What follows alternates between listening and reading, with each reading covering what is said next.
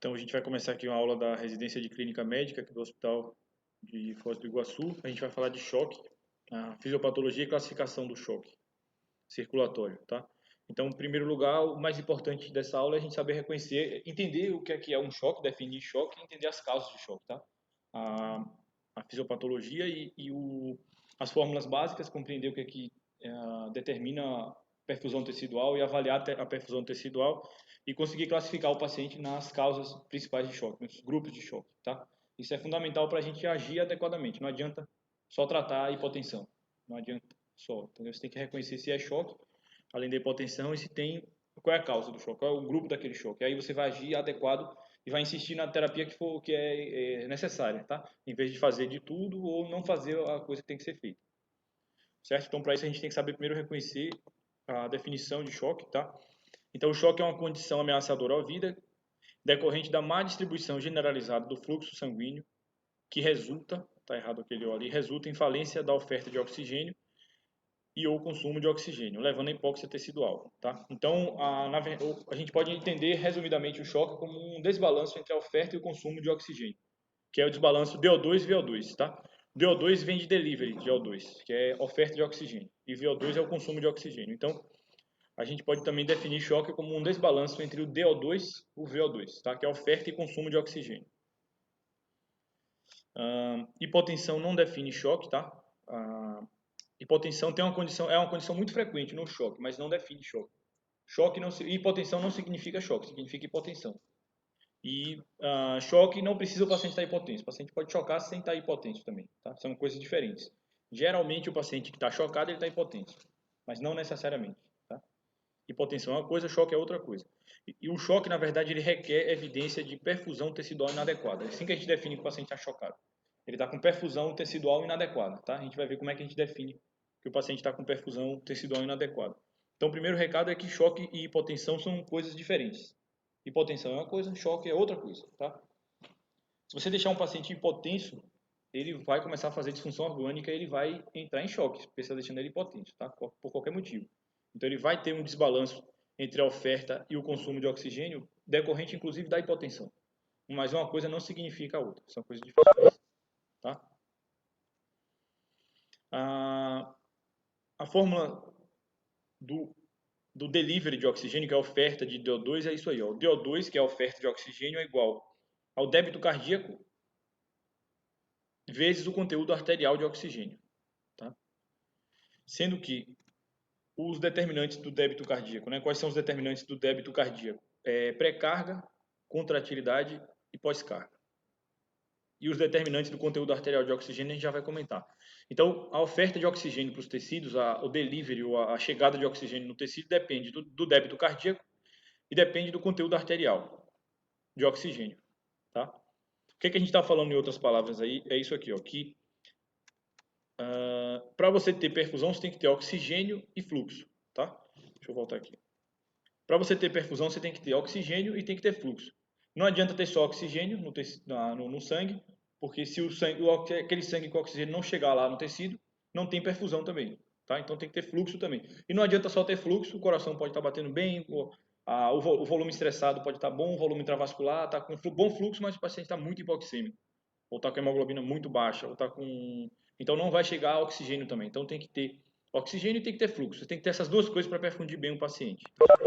E para ter oxigênio e ter fluxo, para ter fluxo você tem que ter bom débito cardíaco. Os determinantes do débito cardíaco são pré-carga, contratilidade e pós-carga. E eu botei frequência cardíaca aí também, tá? Isso em livro você vê pré-carga, contratilidade e pós-carga. Eu coloquei aí frequência cardíaca. Já explico por quê. Então, o que é que determina a pré-carga do paciente é o retorno venoso, tá? Então, o que determina a pré-carga da gente é o retorno venoso.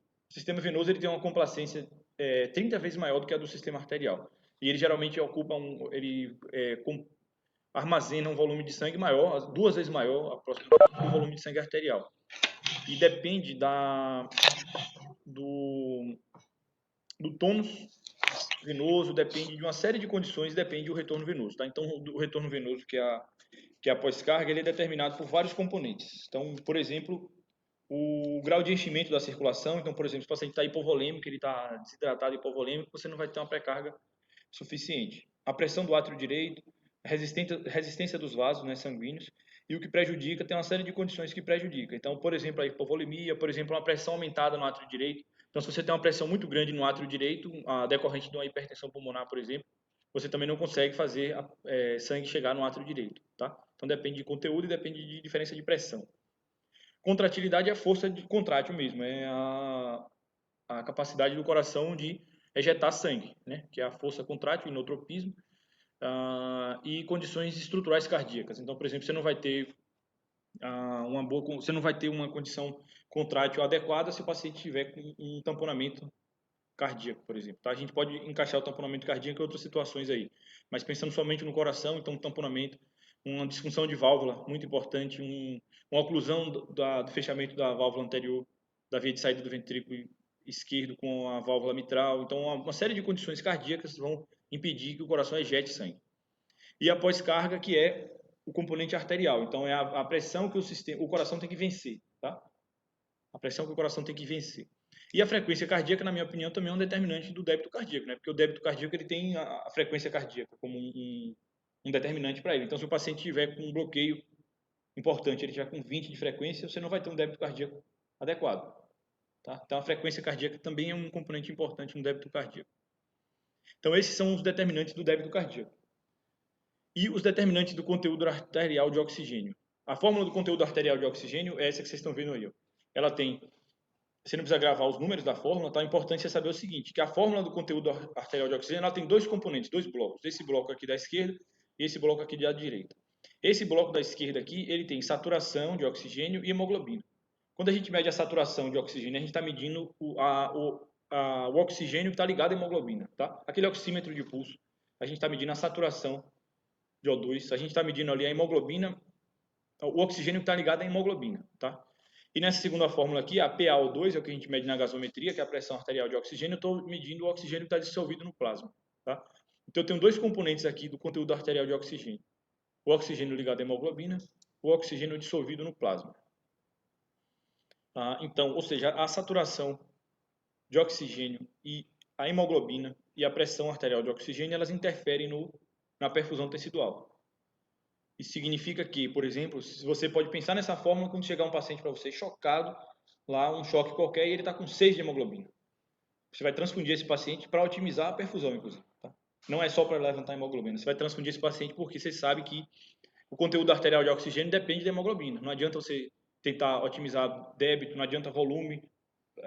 Tudo bem, você vai fazer o resto, vai fazer volume, o paciente está com a contratilidade ruim, vai entrar inotrópico, o paciente está com uma questão obstrutiva, você vai desobstruir, mas se o paciente tiver com a hemoglobina muito baixa, é importante a gente transfundir o paciente para poder otimizar perfusão, certo? Porque ela está no conteúdo, o conteúdo arterial de oxigênio envolve hemoglobina e envolve o oxigênio também.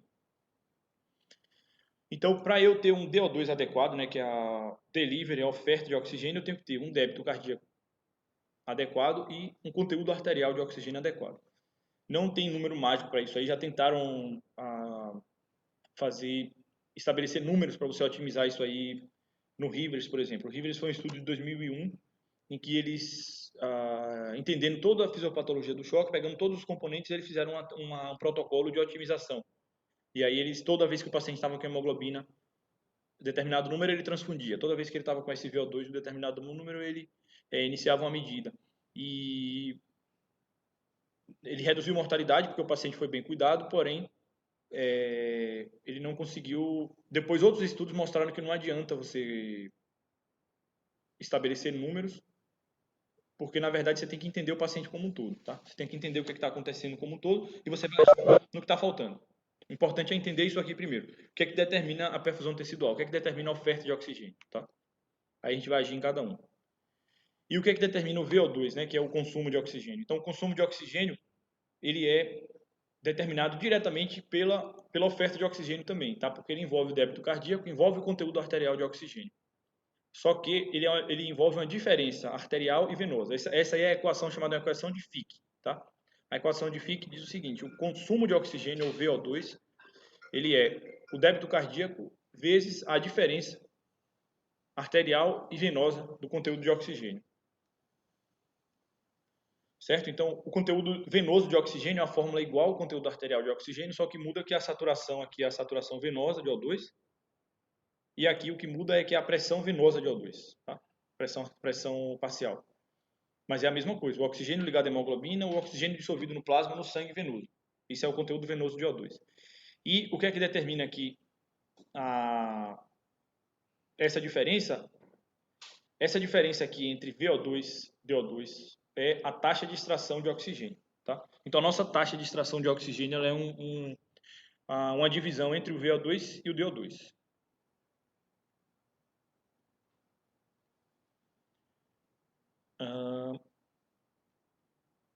Então, seguindo aqui, isso aqui eu já tinha falado.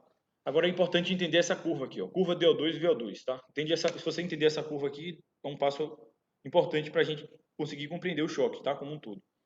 Isso aqui no cenário de terapia intensiva de emergência é bom a gente ter essa curva em mente também. Tá?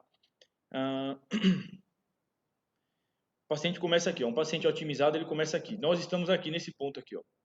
A gente produz uma quantidade muito maior de oxigênio e entrega uma quantidade muito maior de oxigênio do que o nosso corpo precisa. Uma quantidade muito maior. A gente tem uma reserva aqui pela frente. Então você agora aí que não está doente, você está saudável, você está entregando uma quantidade de oxigênio muito maior nos tecidos do que seus tecidos precisam, tá? Seu DO2 seu DO2 está muito longe do DO2 crítico aqui, certo? Esse é o delivery de oxigênio, a oferta de oxigênio. Aqui é a curva de oferta de oxigênio. Quando eu vou caminhando para cá, eu vou diminuindo a minha oferta de oxigênio, certo? Aqui eu estou com a minha oferta de oxigênio otimizada. Então, digamos que eu estou caminhando para cá agora, eu estou diminuindo a minha oferta de oxigênio, meu DO2. Como é que eu diminuo meu DO2? Eu estou diminuindo meu débito cardíaco ou estou diminuindo o meu conteúdo arterial de oxigênio, certo? Aquelas duas componentes lá. Então, meu DO2 é formado pelo débito cardíaco e pelo conteúdo arterial de oxigênio. Um choque séptico, por exemplo, tá? A sepse faz uma vasoplegia importante e eu começo a adoecer a microcirculação e começo a não conseguir entregar fluxo de oxigênio lá na microcirculação. Então, eu estou diminuindo lá o DO2 da minha circulação, certo? Vou achar o mouse aqui. Então, eu estou diminuindo. O cara está numa sepse e ele começou a piorar aqui a entrega de oxigênio. Piorar. Ele chegou nesse ponto aqui, que chama DO2 crítico. DO2 crítico é o ponto em que, a partir desse ponto aqui, se eu começar a diminuir a minha oferta de oxigênio, eu vou começar a diminuir o consumo de oxigênio. Certo? Até aqui eu estava diminuindo, mas eu estava consumindo igual. Meu tecido estava chegando o suficiente. Quando chega aqui no DO2 crítico, quando eu começo a diminuir aqui a oferta de oxigênio, eu começo a diminuir o consumo também. E se eu diminuir isso aqui, eu começo a ter metabolismo anaeróbio.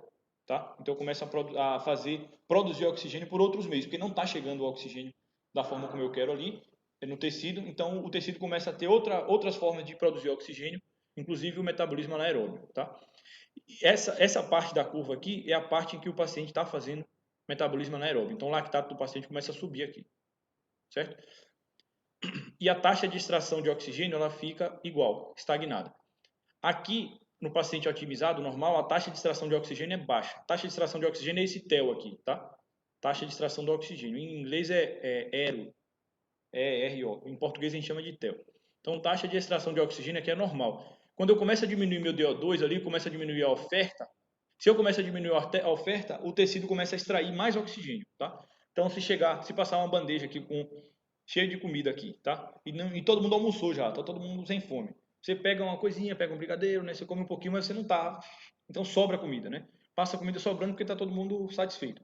Se você ficar uma semana, todo mundo ficar uma semana sem comer aqui e passar uma bandeja aqui, a bandeja vai sair vazia, com certeza, né? A mesma coisa o tecido faz com o oxigênio. Então, quando eu começo a diminuir o DO2, eu começo a diminuir a oferta de oxigênio, eu começo a aumentar a taxa de extração de oxigênio. Então, a minha taxa de extração de oxigênio era um valor X, sobrava oxigênio, eu estou supra-otimizado. Depois, eu estou otimizado, na verdade. Quando eu começo a diminuir essa oferta, eu começo a extrair mais oxigênio do que está vindo, tá? Até que chega no DO2 crítico. Quando chega no DO2 crítico, a taxa de oxigênio ela chegou no limite aqui de extração.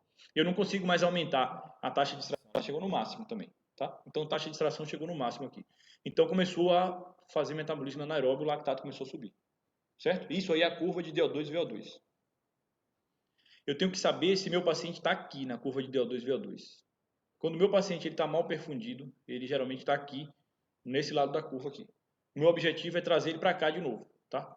Meu objetivo é empurrar ele para cima daquela curva ali. Igual uma pessoa que está descendo na ladeira, você quer empurrar ela para cima da ladeira e colocar ela lá em cima de novo, tá? O que é que significa eu tirar meu paciente daqui e colocar lá em cima? Significa que eu vou otimizar a relação DO2 e VO2. Como é que eu faço isso? Eu tenho que aumentar o DO2, certo? Para eu trazer o paciente lá para cima de novo, eu tenho que aumentar o meu DO2. E como é que eu aumento o meu DO2? Ou eu aumento o débito cardíaco, ou eu aumento o conteúdo arterial de oxigênio, certo? Então, uma das duas coisas que eu tenho que fazer, aumentar o débito cardíaco, aumentar o conteúdo arterial de oxigênio.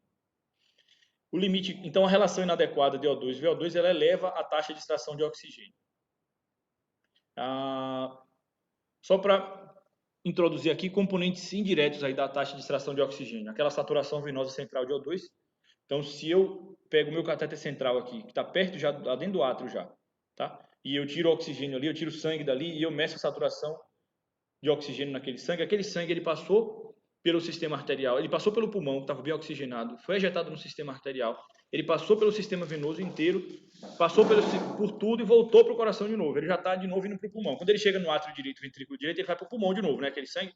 Então a última passagem dele antes de oxigenar no pulmão é coração direito, certo? Se eu tiro aquele sangue ali do coração direito e meço saturação venosa central de O2, o normal ela está acima de 70%, tá? Porque a minha taxa de extração de oxigênio é baixa. A bandeja tem que chegar cheia lá, porque todo mundo está alimentado, certo? Então tem que chegar com mais de 70%. Se eu meço ali e está abaixo de 70%, significa que aumentou a taxa de extração de oxigênio. Em pessoas normais isso pode acontecer também, não é um marcador que tem acurácia 100% para eu afirmar isso, mas é um dos parâmetros que a gente usa. Outro parâmetro que a gente usa é a diferença do conteúdo arterial e venoso de oxigênio, tá? Então, se a gente fizer uma gasometria arterial, uma gasometria venosa, mas isso é um marcador mais de fluxo, tá? Se eu fizer uma diferença veno arterial de O2, CO2, ou seja, eu faço uma gasometria arterial e uma gasometria venosa, e eu vejo o CO2 arterial e o CO2 venoso.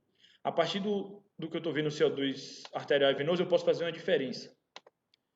A diferença do conteúdo arterial e venoso de CO2 é um determinante de fluxo, quer dizer que está tendo hipofluxo, está tendo hipóxia hipóxica. Hipóxia por hipofluxo, tá? Mas isso é uma aula adiante, a gente vai falar disso aí, só para introduzir. Então, os limites críticos da curva de DO2 e VO2, 50% a 60% mais ou menos. Quando a DO2 crítica passa a limitar a VO2, ou seja, quando a minha entrega de oxigênio está tão baixa que eu começo a limitar o meu consumo de oxigênio, então começa a acontecer metabolismo anaeróbico, tá? A grosso modo. Certo? Você falou a hipotensão, eu não posso afirmar se o paciente está chocado, mas se tiver lactato aumentado, sim. Se o lactato for perfusional, né? Porque às vezes o lactato eleva por outros motivos, tá? Mas se o lactato está aumentado, a gente vai falar agora de como que a gente reconhece que o paciente está hipoperfundido. A gente vai falar todas as situações aqui, como é que a gente reconhece. Mas sim, se o paciente está hipotenso, não significa que ele está chocado, ele só está hipotenso. São coisas diferentes. Ele pode estar hipotenso e chocado, ele pode estar só chocado, que é muito infrequente, o paciente está só chocado com pressão normal, ou ele pode estar só hipotenso, não chocado. Se tiver lactato aumentado e eu encaixar num contexto, sim, eu posso afirmar. Certo? Posso afirmar. Mas às vezes o lactato eleva por outro motivo também. Como é que a gente reconhece que o paciente está mal perfundido? Então, quais são os parâmetros de avaliação? Primeiro aqui a gente usa o lactato. A gente pode usar também o base excess, é um parâmetro que tem acurácia não tão boa, mas é um parâmetro que se usa. Saturação venosa mista de oxigênio e a saturação venosa central de oxigênio. E a diferença vênulo arterial de CO2, é o que eu falei para vocês, o gap de CO2, tá? Saturação venosa central de oxigênio, ela é um parâmetro indireto do meu desbalanço VO2, DO2-VO2, tá? Ela é um parâmetro perfusional também, eu posso encaixar num contexto e entender que meu paciente está mal perfundido, ou ele está tendo um desbalanço DO2-VO2, tá? Não necessariamente, eu posso medir a sua agora aí, tá 69% e não significa que você está doente, tá? Isso tem que encaixar num contexto. E a diferença vênula arterial de CO2 é um parâmetro interessante que a gente chama de gap de CO2, porque ela tem mais acurácia ainda para eu dizer que tem hipóxia por hipofluxo, tá? Porque ela é um parâmetro mais direto de fluxo, certo? Ela é um parâmetro mais direto de que não está havendo fluxo lá na microcirculação. Sinais de hipoperfusão periférica. Geralmente a gente usa o tempo de enchimento capilar, né? Então a gente mede o tempo de enchimento capilar na polpa digital, Geralmente o indicador, polpa digital do indicador, tem que apertar mais ou menos por 15 segundos. O parâmetro normal em pessoas saudáveis é 4 segundos e meio, até 4 segundos e meio, tá? Tempo de enchimento capilar ele pode ser feito também no indicador, mas ele pode ser feito também no meio da patela, tá? Eu não sei se vocês já chegaram a olhar alguns estudos de perfusão periférica que utilizam perfusão periférica, geralmente você acha lá no suplemento o protocolo que o estudo usou. E aí tem referências lá que mostram como é que é a técnica certa de você medir tempo de enchimento capilar. E tem descrito que você pode usar o meio do joelho também. Você pode fazer no meio do joelho o tempo de enchimento capilar ou pode fazer no indicador, tá? Outro parâmetro que a gente usa pouco, mas é um parâmetro muito importante, é o Mottling, que é o livedo reticular, que é aquela coloração azulada, aquelas linhas azuladas que ficam na pele. O livedo reticular é um parâmetro importante de hipoperfusão periférica. Inclusive, existe graduação do livedo reticular. A gente pode graduar o livedo reticular por scores também, que também vai do joelho, tá? Os scores que foram utilizados para livedo reticular eles foram a partir do joelho. Então, se está só no joelho, o livedo é grau 1.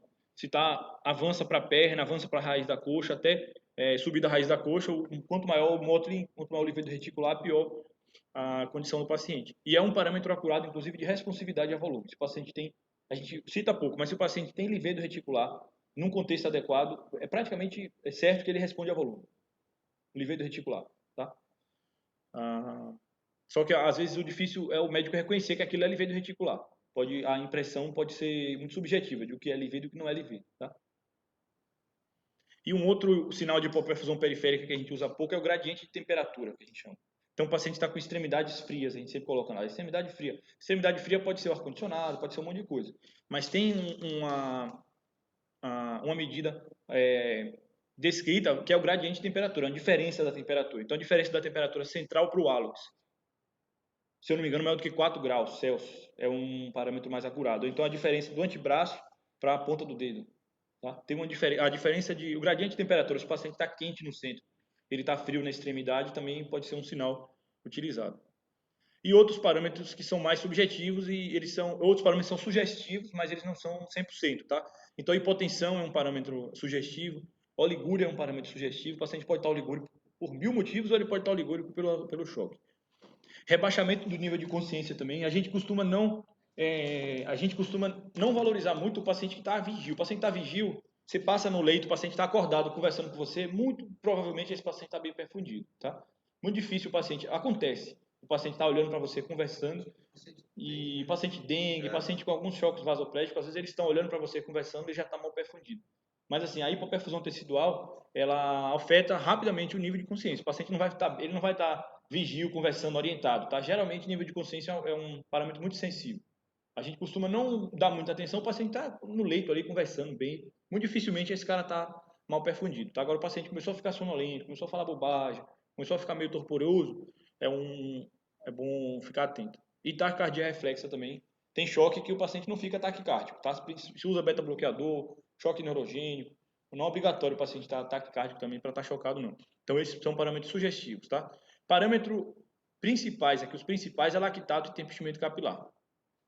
A gente cita aí em visita, né, no pronto-socorro e outras situações, um estudo chamado Andrômeda Shock, que no ano passado comparou o lactato e tempo de enchimento capilar, randomizou os pacientes para serem acompanhados no choque por lactato e tempo de enchimento capilar e eles não têm superioridade, nenhum é superior ao outro, não, tá? Então a gente usa os dois na prática.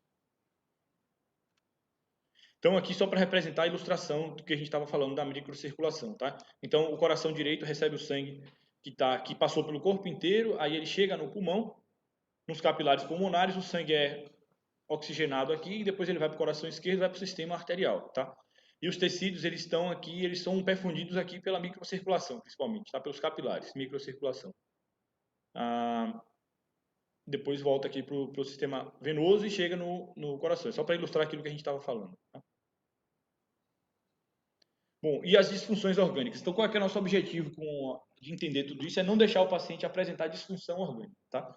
Então, é importante você saber o que é o choque, é importante você saber reconhecer o choque, reconhecer qual é o tipo de choque e você começar a agir para você não produzir disfunção orgânica. Então, a célula que ela está mal perfundida, ela vai entrar em disfunção, tá? Ela vai entrar em disfunção cedo ou tarde, e isso dá disfunção nos órgãos. Então, o rim começa a ficar oligúrico, começa a não funcionar, subir ureia creatinina, faz necrose tubular, começa a fazer neoformação vascular renal também, no choque, a gente começa a ter disfunção pulmonar, circulatória, hepática, hematológica, a gente começa a ter uma série de alterações aí orgânicas que a gente classifica como disfunções orgânicas por causa da hipoperfusão. Então, o mais importante é a gente saber reconhecer esse paciente está mal perfundido, ele está chocado, tá? Ele está mal perfundido. O paciente mal perfundido, você não senta mais no seu plantão, você não dorme. Ele está mal perfundido, você tem que ficar em cima dele, a não ser que seja um paciente que já está no fim do processo, já fez de tudo e já não tem o que fazer. Aí é diferente, você já começa a fazer terapias ali salvadoras e tudo, mas o paciente chegou e ele teve uma agressão, um insulto acabou de acontecer, tá? E o paciente está mal perfundido, ele está chocado. Enquanto ele não estiver bem perfundido, você não respira, tá? Você vai otimizar a perfusão, você vai correr atrás de perfusão. Como é que você corre atrás de perfusão? Depende do tipo de choque, certo? Mas se ele está mal perfundido, significa que você está do lado dele. Se é o paciente mal perfundido, é o paciente que está mais importante no plantão, tá? Que ele é o mais grave. Ele está mal perfundido, tá? Evidentemente, estou generalizando aqui, tem outros pacientes que devem estar mais graves também e tudo, mas esse é um paciente grave. Ele é um paciente que não grita, ele não fala alto, ele não apita monitor, mas ele está grave silenciosamente. Então ele precisa que você entenda isso, porque a enfermagem não reconhece isso, o médico mal treinado ele não reconhece isso, ninguém reconhece. É um paciente que geralmente está ali entubado, está com droga vasoativa, a pressão dele ficou normal e pronto, todo mundo fica satisfeito porque a pressão está normal e o paciente está entubado, ele não reclama mais, tá? Mas ele está mal perfundido, então ele está reclamando por dentro, assim, entre aspas, né? Você tem que saber reconhecer, porque esse paciente é o que morre, tá? Se a gente não souber reconhecer, a gente não age em cima dele. E depois está cheio de disfunção orgânica. Aí o paciente para na hemodiálise, aí vai para uma série de outras situações, fica internado mais tempo e morre mais, tá? Beleza, então os tipos de choque, a gente tem que saber reconhecer principalmente os tipos de cada choque, tá? Quem definiu os tipos de choque foi uma pessoa chamada Weil em 1967, tá? Inicialmente ele não definiu nessas 4 causas não. Foi mais para frente que ele definiu.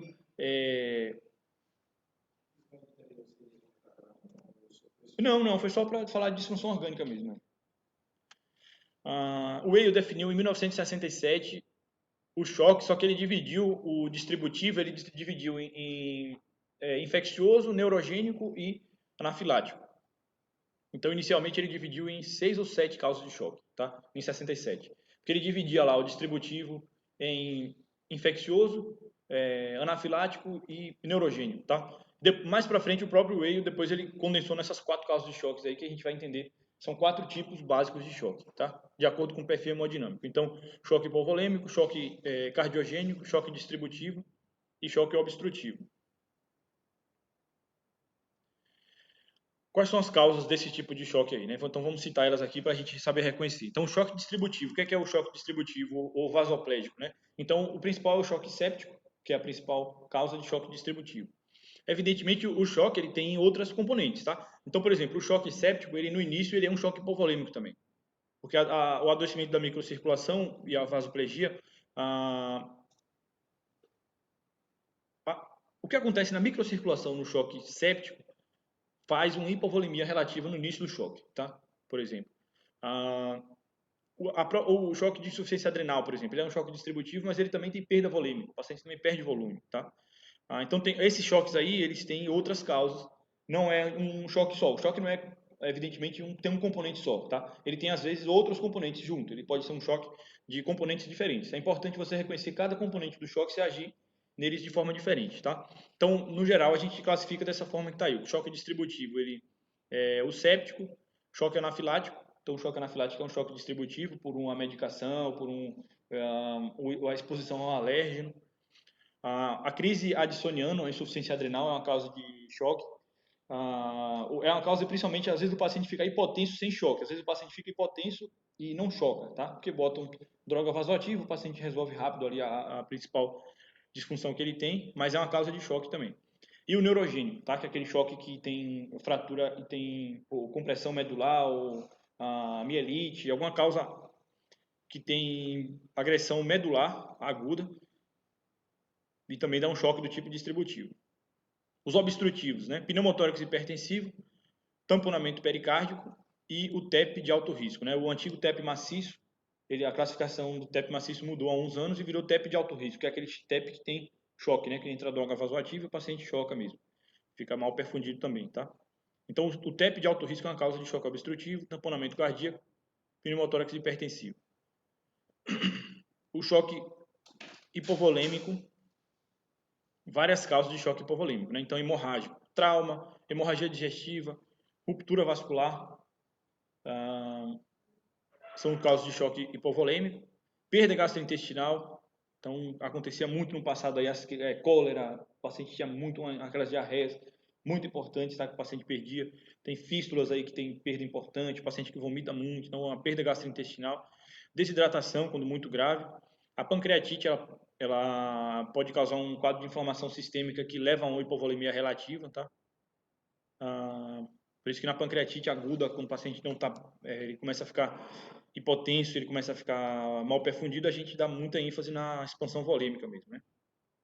O próprio hepatopata, quando ele tem um ascite importante, o hepatopata ele pode fazer uma hipovolemia por motivos diversos, né? Às vezes ele faz hipovolemia por paracenteses de volumes muito grandes ou por outros motivos. Qualquer agressão inflamatória no hepatopata também gera choque e sempre tem um componente hipovolêmico associado, né?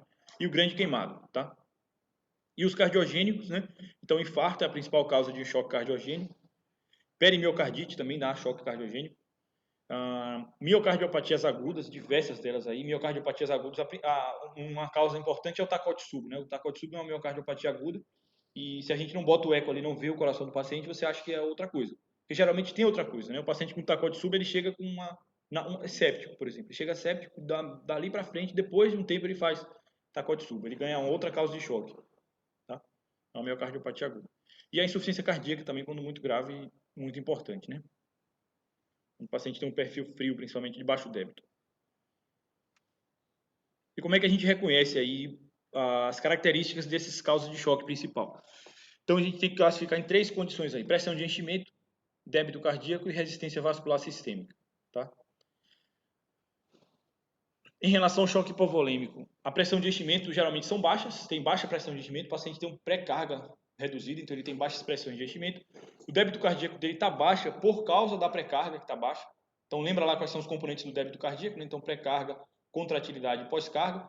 Esse paciente não tem nenhum problema na contratilidade dele, né? A contratilidade do coração bate bem, só que o débito cardíaco dele é reduzido porque a pré-carga dele é reduzida. E a resistência vascular sistêmica dele é alta, tá? Porque tem vasoconstricção reacional e esse paciente ele precisa de conteúdo vascular. Ele precisa que você aumente o volume estressado dele ou você aumente a pré-carga dele, tá? O volume estressado é o nome que se dá para o componente do sistema venoso que é empurrado para o átrio direito, tá? Que ele não está de reserva. O volume não estressado é o volume de reserva. O volume estressado é o volume da pré-carga que chega no átrio direito, chega no sistema venoso, tá? Então é isso que a gente precisa fazer com o paciente hipovolêmico, dar volume. Paciente cardiogênico, né? O choque cardiogênico. Então ele tem altas pressões de enchimento, porque ele tem falência de bomba. O débito cardíaco dele está baixo por contratilidade, né? Geralmente. E a resistência vascular sistêmica também está alta reacionalmente, né? De forma reativa. Choque distributivo, a gente tem pressões de enchimento baixas ou normais, então eu posso estar com uma hipovolemia relativa, eu posso estar com a pré-carga reduzida também no choque distributivo, ou posso estar com pressão de enchimento normal. O paciente não precisa de mais de pré-carga, tá? Ele pode estar com o débito cardíaco, geralmente o débito cardíaco dele é alto, então o choque distributivo, que é o choque séptico, por exemplo, geralmente o débito cardíaco dele é aumentado. Geralmente aumenta o débito cardíaco, tá? Mas principalmente após a ressuscitação volêmica. Então a sepse no início, ela pode estar com débito cardíaco reduzido porque você precisa fazer expansão volêmica, está com uma pré-carga reduzida por atividade da doença, tá? Depois da ressuscitação, o débito cardíaco aumenta. Ele melhora e aumenta o débito cardíaco porque você deu volume. Então não necessariamente esse paciente precisa de inotrópico não, tá? No choque distributivo. Geralmente o inotrópico até atrapalha se você colocar ele mal indicado. E a resistência vascular sistêmica, que é o problema desse choque aí, ela está baixa, né? Então esse choque distributivo aqui, a principal situação dele é a resistência vascular sistêmica que é baixa. Então aí que a gente vai agir. Como é que a gente vai agir na resistência vascular sistêmica? Dando vasoativa, droga vasoativa, tá? Amina vasoativa e agindo na causa, certo? Então se é anafilático, eu tenho que dar adrenalina, eu tenho que dar antihistamínico. Se é séptico, eu tenho que dar antibiótico, eu tenho que tratar a sepse. Se é neurogênico, eu tenho que dar, estabilizar a coluna, a medula e tem que dar amina vasoativa também, né? Nora. E no choque obstrutivo, as minhas pressões de enchimento geralmente são altas. O débito cardíaco geralmente ele é baixo por causa, às vezes, da pós-carga, né? Então, às vezes eu tenho a pós-carga está aumentada porque eu tenho uma obstrução, ou então o próprio débito pode estar baixo, né? A própria contratilidade pode estar baixa e eu tenho uma obstrução. E a resistência vascular sistêmica alta também. O problema desse choque aí é a obstrução. Eu tenho que desobstruir. Não adianta eu mexer nas pressões de enchimento, no débito, na resistência vascular sistêmica, eu tenho que mexer na causa da obstrução. Certo? Então é importante entender isso aí, essas características, porque você tem que agir no lugar certo. Tá? Se você agir no lugar errado, não vai adiantar muito.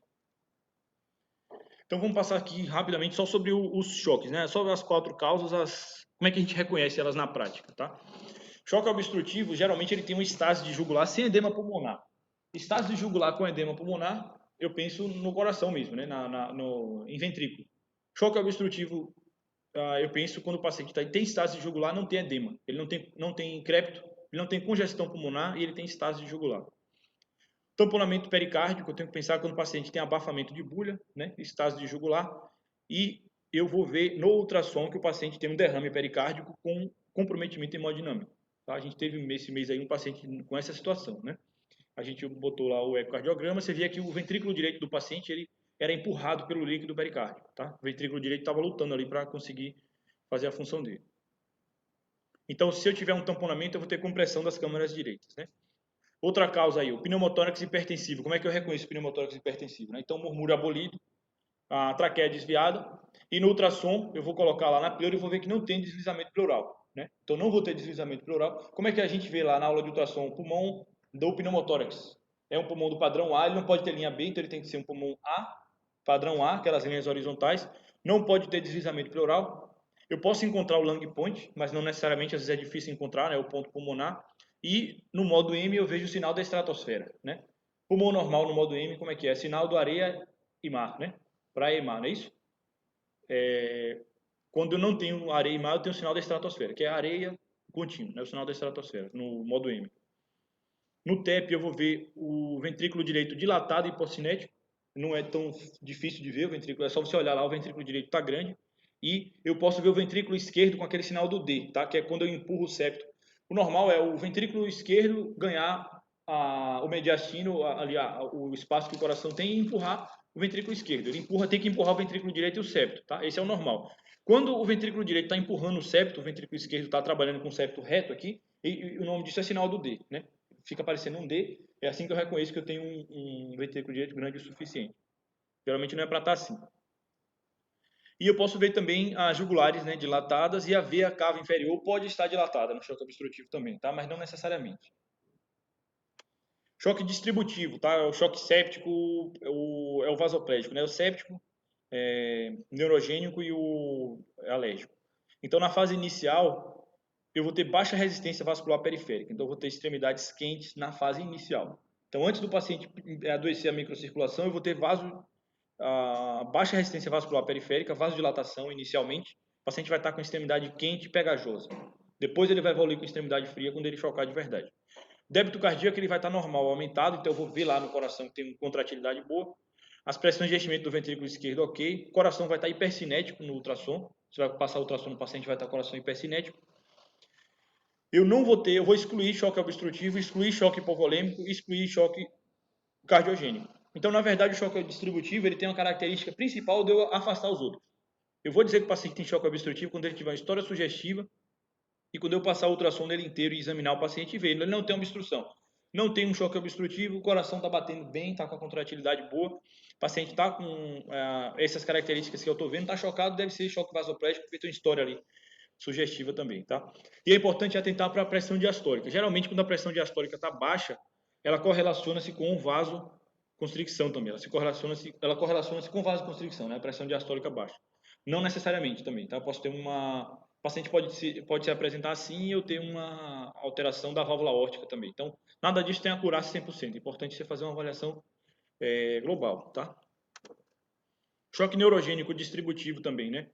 É um choque específico aqui. Eu falei do distributivo no geral, mas especificamente o neurogênico, eu vou pensar quando o paciente tem um traumatismo raquiomedular grave, né, um TCE, ou um TCE grave, ou então com caudalização da anestesia. O anestesista fala, a anestesia subiu, a RAC subiu, tá? RAC subir significa que teve caudalização da anestesia RAC, tá? Isso hoje é muito mais difícil, muito mais incomum.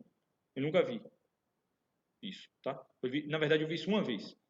O paciente não era meu, mas é muito improvável que isso aconteça nos dias de hoje.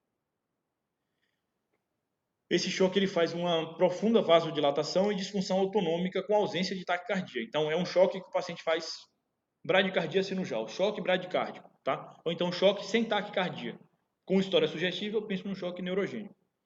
E a pele do paciente, geralmente, ela vai estar quente e seca por perda do tônus simpático. O paciente perdeu o tônus simpático, ele não consegue fazer o que tem que ser feito, que é vasoconstricção periférica e aumento da frequência cardíaca. É isso que o sistema nervoso deveria fazer, né? Quando eu tenho uma queda de pressão, meu sistema nervoso deveria aumentar a frequência, aumentar meu débito e fazer vasoconstricção na periferia para eu trazer o sangue para o centro. Então, no choque neurogênico, como eu perdi o contato, eu perdi o sistema de comando ali, que é o sistema nervoso central, para fazer isso, é assim que ele vai se apresentar, certo? Na sala ali do trauma. O choque cardiogênico, então eu vou ter uma história clínica e sinal sugestivo de infarto, então o paciente subindo troponino, eletrosugestivo, história de dor torácica, tá? Então isso já vai me ajudar a pensar nesse choque.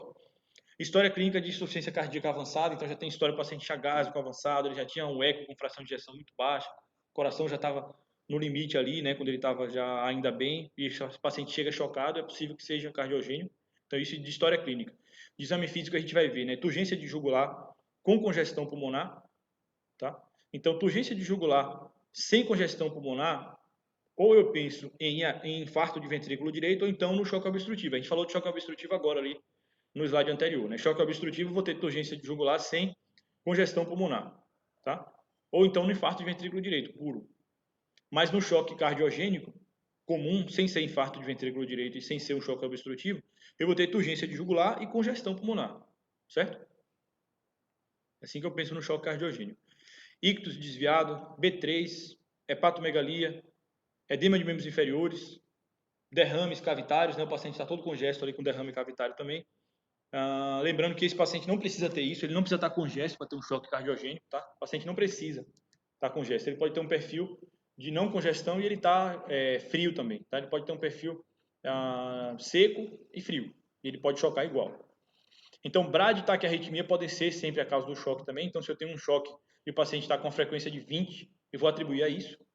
Eu vou corrigir essa frequência. Se eu tenho um choque e o paciente está com 200 de frequência, está com um ataque supra importante, eu vou atribuir a isso. Eu vou corrigir também, tá? Depois eu vou ver se era isso ou se não era. Eco com evidência de disfunção cardíaca. Então, eu tenho que botar o eco no paciente, ver se o coração está bem. E o débito cardíaco reduzido, ou índice cardíaco reduzido. Posso medir também. Tá? Então, esses são os principais aí. E aí, no final aqui, só para concluir, a gente tem protocolo de ultrassom beira-leito para reconhecer se o paciente dá, qual o causa de choque é, tá? Então, tem protocolos de, como esse aí, rápido ultrassom for shock and hipotensio, que é ultrassom rápido para o paciente que chega chocado e hipotenso. Significa que rapidinho, assim, em poucos minutos, você vai passar o ultrassom no paciente e vai ver que causa é do choque, tá? Você vai examinar ele também para ver esses sinais de exame físico, vai ver a história clínica para ver que tem alguma coisa já te direcionando para uma causa e você vai passar o ultrassom no paciente para ver o que é, tá? Então tem duas formas da gente fazer o protocolo RUSH aí, que é o HiMAP e pelos componentes, tá? O HiMAP é coração, veia cava inferior, espaço de Morrison, aorta e pneumotórax. E pelos componentes a gente vai ver pump, tanque e pipes, que é coração, o intravascular, que é o tanque, e os pipes é a aorta, tá? Tem duas formas de ver, eu compilei nas duas aqui, eu fiz de uma forma que ficou as duas aí, tá? Só que a imagem não ficou boa, né? Porque tá cortando aqui embaixo, né?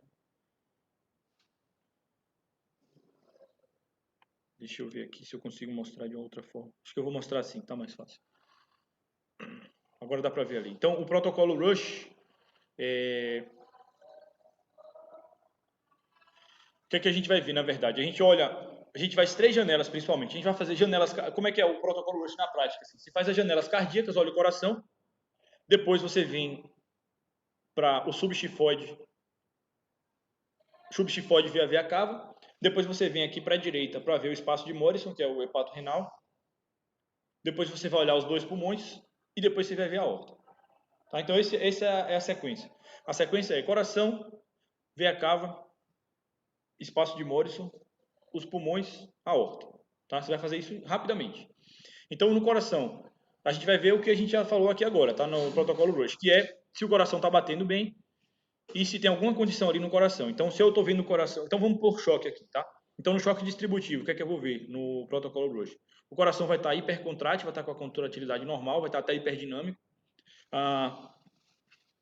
A veia cava, aí eu já vi coração, venho para aqui para o substifode veia cava. A veia cava vai estar normal ou pequena. Aí eu vou ver os pulmões. Os pulmões do paciente vão estar com padrão A, padrão seco, padrão A, tá?